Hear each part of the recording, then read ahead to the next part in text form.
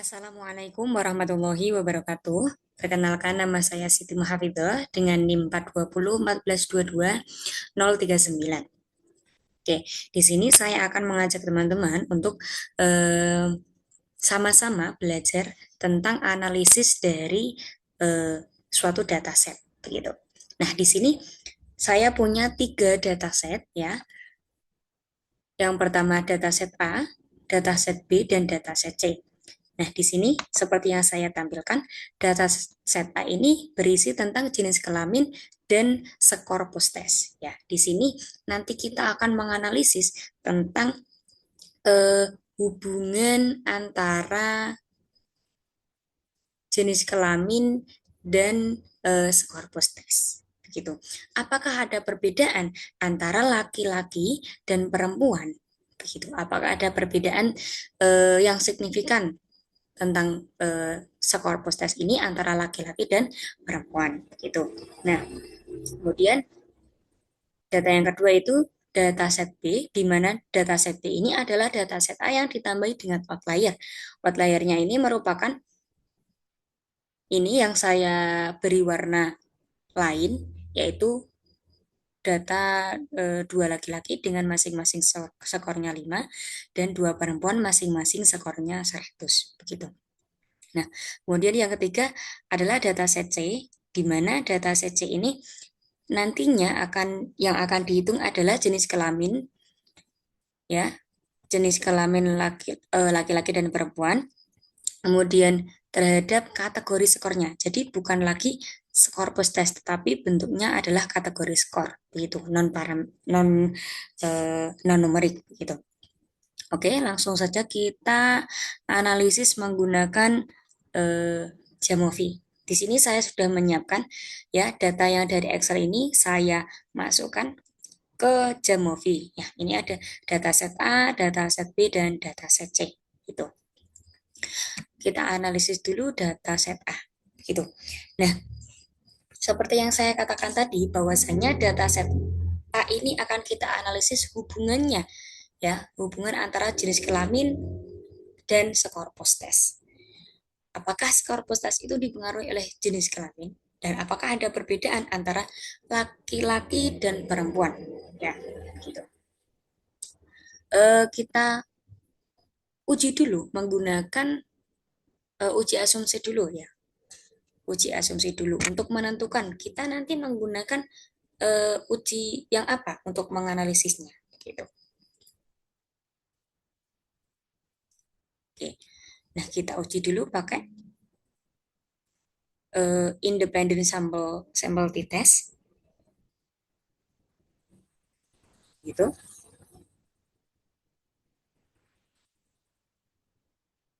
Oke, kita masukkan skor post-test ke dependent variable dan jenis kelamin ke grouping variable. Gitu. Nah, kita uji dulu, uji asumsi dulu. Homogenitas, normalitas, dan QQ plots. Oke. Nah, di sini nanti hasil dari uji asumsi ini bisa kita gunakan untuk menentukan uji apa yang sesuai digunakan untuk menganalisis dataset A ini. Begitu. Oke, ini loading.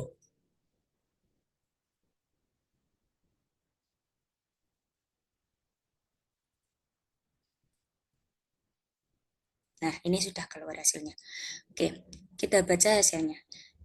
Untuk asumsi normalitas, di sini nilai P-nya itu adalah P-value-nya adalah 0,650, di mana 0,650 ini adalah lebih dari 0,05.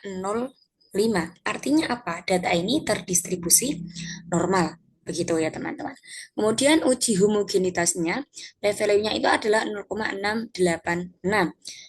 Di mana 0,686 ini berarti lebih dari 0,05, artinya data ini variansinya dianggap homogen gitu.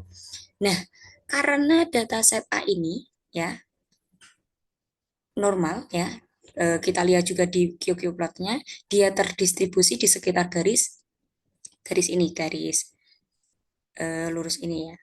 Nah, karena karena data set A ini memenuhi uji normalitas dan homogenitas, maka yang dipakai adalah uji T independen. Jadi kita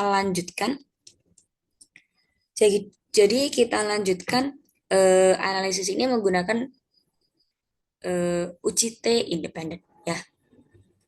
Kita perlihatkan efek size-nya, descriptive, dan descriptive plots. Kita checklist. Oke, di sini sudah keluar. Nah, nilai statistiknya T-nya itu bernilai 3,25. Oke. Nah, kemudian p-value-nya ini 0,002. Artinya apa? 0,02 ini kan berarti kurang dari 0,05, ya kan?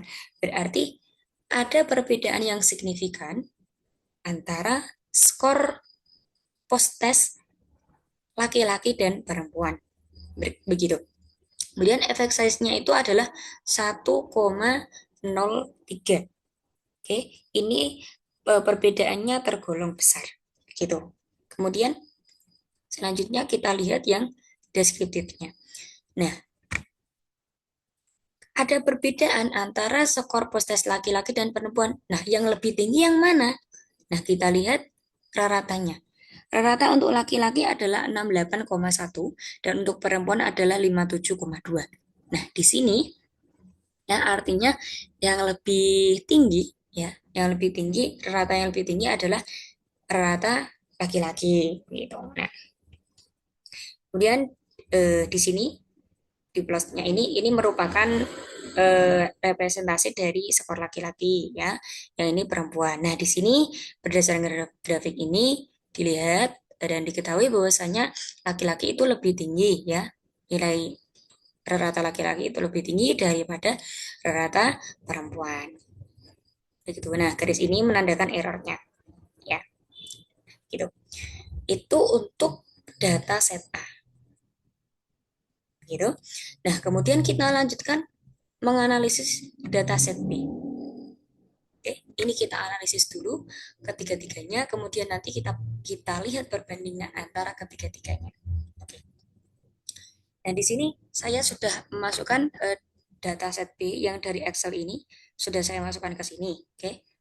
Skor post testnya ini dalam bentuk, kita ubah dulu ke bentuk ke tipe continuous. Begitu. Oke. Nah, kemudian kita belum tahu nih. Kita harus menggunakan uji apa ya untuk menganalisis. Nah, maka kita uji asumsi dulu sama kayak tadi, pakai independent sample t-test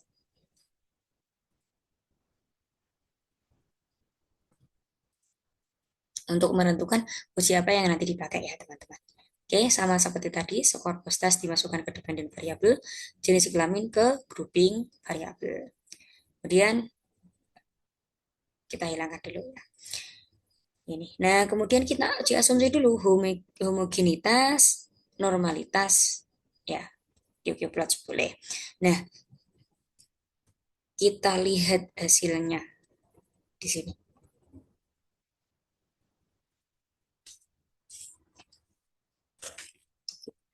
Nah, untuk uji asumsi normalitas ya, p-value-nya itu adalah 0,002.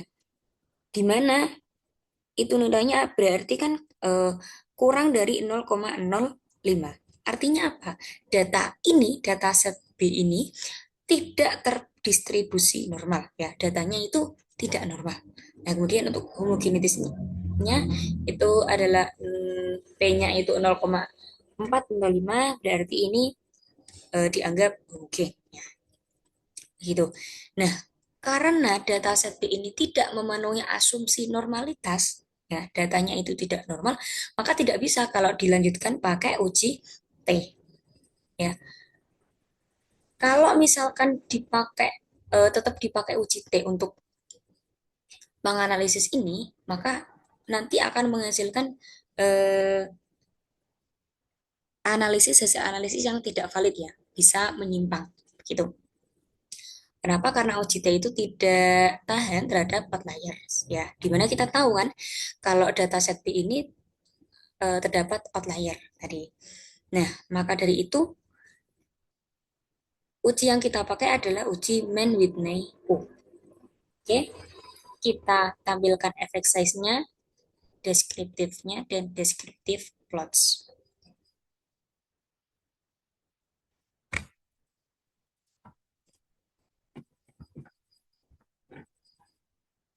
Oke, kita tunggu dulu hasilnya. Nah, di sini sudah terlihat.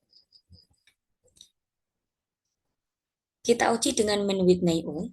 Nah, nilai statistiknya adalah 171. Untuk p-value-nya adalah 0,095. Oke, p-value-nya adalah 0,095. Berarti di sini nilai P-nya itu adalah lebih dari 0,05. Maka artinya apa? Tidak ada perbedaan yang signifikan antara skor post-test laki-laki dan perempuan. Begitu. Oke, kemudian efek size-nya itu 0,295. Jadi ini termasuk kategori yang kecil. Begitu. Terus kita lihat deskriptifnya. Nah, ini menarik. Di sini rata dari laki-laki itu lebih tinggi, ya, tapi median dari perempuan itu lebih rendah. Nah, hal ini menunjukkan bahwasanya distribusinya itu tidak simetris dan ada pengaruh outliers. Nah, hal ini memperlihatkan resiko untuk menerapkan uji T untuk menganalisis dataset B ini. Ya, karena kita tahu bahwasanya itu tadi uji T itu tidak tahan terhadap outliers. Bisa-bisa hasilnya nanti menyimpang kalau kita memaksa menganalisis dataset B ini menggunakan uji T. Begitu ya teman-teman. Oke. Nah ini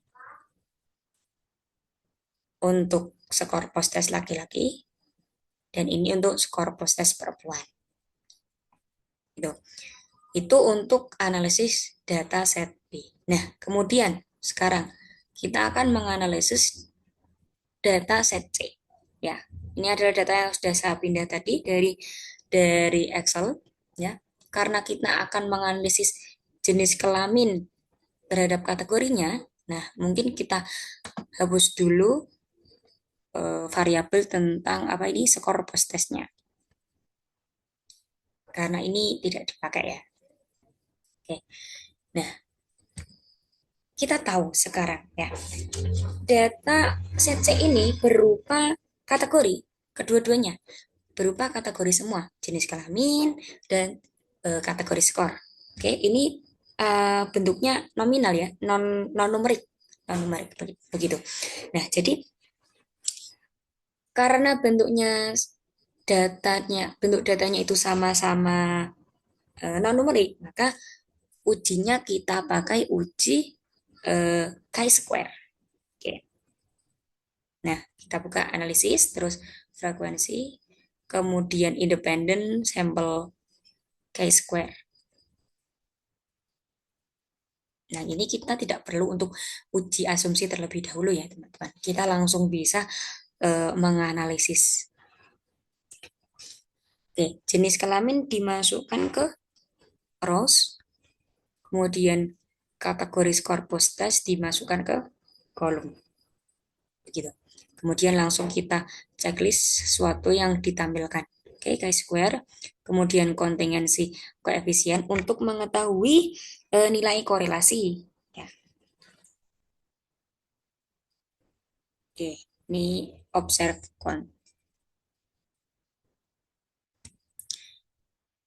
kita tunggu hasilnya.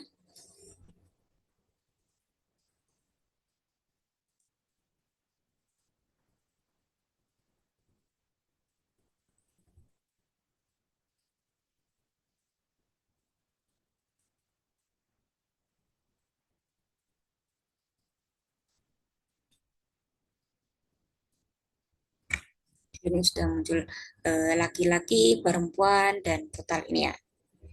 Kemudian di sini kategorinya juga sudah muncul, tinggi, rendah, tinggi, sedang, rendah, dan totalnya nanti.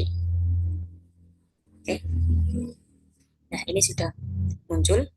Nah, kita lihat. Oke, hasil dari chi-square-nya adalah ini 5,40. Dan kita lihat P value-nya 0,067, di mana 0,067 ini lebih dari 0,05. Artinya apa? Tidak ada perbedaan yang signifikan antara skor post test laki-laki dan perempuan. Begitu. Nah, korelasinya berapa? 0,345. Jadi kekuatan hubungannya itu sedang. Begitu, teman-teman. Oke, cukup sederhana. Begitu. Nah, kita sudah menganalisis ya masing-masing dari data set A, set B, dan set C. Kita sudah mengetahui interpretasinya ya, termasuk hasilnya ada perbedaan yang signifikan atau tidak ya antara ketiga-tiganya dari data set tersebut. Nah, kemudian selanjutnya kita juga akan mengetahui ya perbandingan analisis data set A, set B, dan data set C. Nah, di sini kita akan meninjau beberapa aspek yaitu kelebihan dan keterbatasan analisis, kemudian dampaknya terhadap proses belajar dan kebijakan pembelajaran. Oke. Oke, yang pertama mungkin yang kita tinjau adalah kelebihan dan keterbatasan dari analisis dari masing-masing dataset tersebut. Oke, untuk dataset A dulu. Nah, dataset A ini kan berupa data numerik murni ya. Jadi dia menampilkan informasi yang detailnya. Kelebihannya yang pertama itu. Nah, kemudian eh, memenuhi asumsi statistik ya, meliputi normalitas dan homogenitas ya. Jadi datanya itu normal, terdistribusi normal, sehingga bisa digunakan dianalisis menggunakan uji T. Nah, karena datanya detail ya, jadi interpretasinya akurat ya. Uji T ini akan menampilkan data-data halus yang termasuk nilai perbedaannya berapa begitu. Itu termasuk data halus sehingga interpretasinya ini akurat begitu. Nah, namun eh, analisis menggunakan uji T itu memiliki beberapa keterbatasan ya. Terutama ini yang rentan terhadap outlier. Jadi kalau uji T itu digunakan untuk menganalisis data yang beroutlier, itu bisa-bisa hasilnya nanti menyimpang atau tidak valid gitu. Nah, kemudian keterbatasan yang selanjutnya adalah uji T itu butuh asumsi normal dan homogen gitu. Kemudian selanjutnya dataset B. Dataset B ini memiliki beberapa kelebihan ya. Datanya berupa data realistis yang ditambah dengan outlier gitu. Nah, kemudian data ini kan berupa data yang tidak normal, ya kan? Maka bisa diuji menggunakan uji non parametrik yaitu Man-Whitney-U. Nah, kelebihan dari Man-Whitney-U ini tahan terhadap outlier, begitu. Jadi cocok untuk menganalisis data set ini. Gitu. Namun uji Man-Whitney-U ini juga memiliki keterbatasan ya teman-teman. Jadi hasilnya itu bisa bias jika outliernya itu terlalu ekstrim gitu. Kemudian yang kedua tidak membandingkan rata-rata melainkan hanya membandingkan ranking saja begitu. Nah, kemudian C dataset C ini memiliki beberapa kelebihan ya. Datanya itu berupa data yang sederhana dan mudah ditafsirkan. Nah, juga tahan terhadap outlier begitu. Nah, set C ini dianalisis menggunakan uji chi-square. Nah, uji chi-square ini cocok untuk menganalisis eksplorasi hubungan kategoris ya. Sederhana begitu. Nah, namun sama seperti tadi data set C ini atau uji chi-square ini juga memiliki keterbatasan ya. Yang pertama, informasi skor asli itu hilang. Nah, data set C ini kan tadi kan hanya berupa kategori sedang, tinggi, ya rendah begitu. Kita itu tidak tahu kategori nilai tinggi itu yang berapa. oke, dikatakan yang lebih dari 70, tapi kita tidak tahu apakah nilainya itu 72 atau 80 atau dan seterusnya begitu. Kita tidak tahu ya. Jadi begitu, informasi skor asli menghilang, tidak detail begitu. Kemudian yang kedua, kategori bisa subjektif. Nah, peneliti atau analisnya itu bisa mematok, oh yang dikategorikan rendah itu yang kurang dari 50 atau bisa yang kurang dari KKM 60 atau berapa. Nah, itu termasuk eh, kebijakan dari subjektif masing-masing analisnya begitu. Nah, kemudian yang selanjutnya uji Chi-square itu tidak bisa mendeteksi besar atau arah perbedaan. Hanya dia mendeteksi oh iya ada perbedaan atau tidak ada perbedaan yang signifikan begitu. Oke, itu untuk em, kelebihan dan keterbatasan dari masing-masing analisis dataset A, B, dan C. Nah, ini juga dibahas tentang resiko jika uji T digunakan pada dataset B.